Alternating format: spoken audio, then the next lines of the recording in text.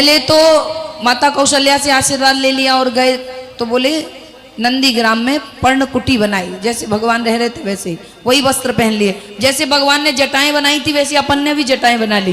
दूसरा, भगवान सो रहे हैं धरती पर तो बोले हम और नीचे होंगे, तो बोले लो धरती को भी खोद लिया, उसमें आसन डालकर अंदर।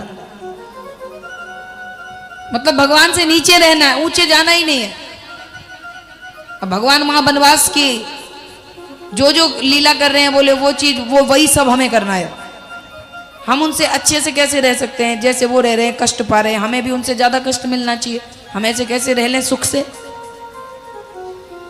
बोले नीचे भूमि को खोद करके रहने लग गए हैं। वस्त्र व्रत जैसे जैसे भगवान ने धारण किए हैं, जो जो धारण किया है, जो जो उन्होंने नियम लिया है, उस सब भरत जी ने भी स्वीकार कर लिया और बोले रहने लगे हैं। अपने सुंदर सुख सुविधा गहने संपन्नता को प्रदर्शित करने वाले सारे सामान छोड़ दिए। कहां? महल में। इसके बाद उन्होंने वो पकवान भी छोड़ दिए जिनसे शरीर पर मेद आता है। मेद यानी मांस, मज्जा, जिससे चर्बी बनती है। मेद यानी चर्बी, संस्कृत में मेद कहते हैं चर्बी को। तो बोले उन सबको खाना छोड़ दिया। बोले घृत, अन्न और तेल। अब शरीर ऐसा होने लगा जैसे कोई बुढ़ा हो, सूखने लगा है, जर्जर होने लगा। केवल जीवित रहने के लिए थोड़ा बहुत कुछ आहार ले रहे हैं, शरीर जर्जर हो रहा है।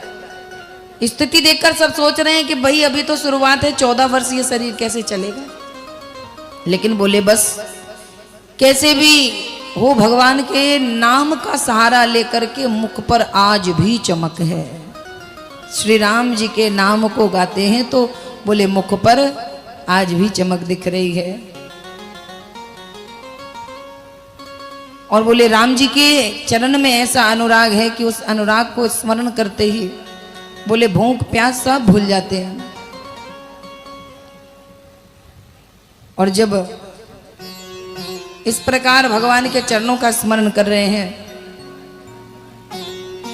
तो यहां पर बड़ा सुंदर भाव आता है। हे प्रभु मुझे बता दो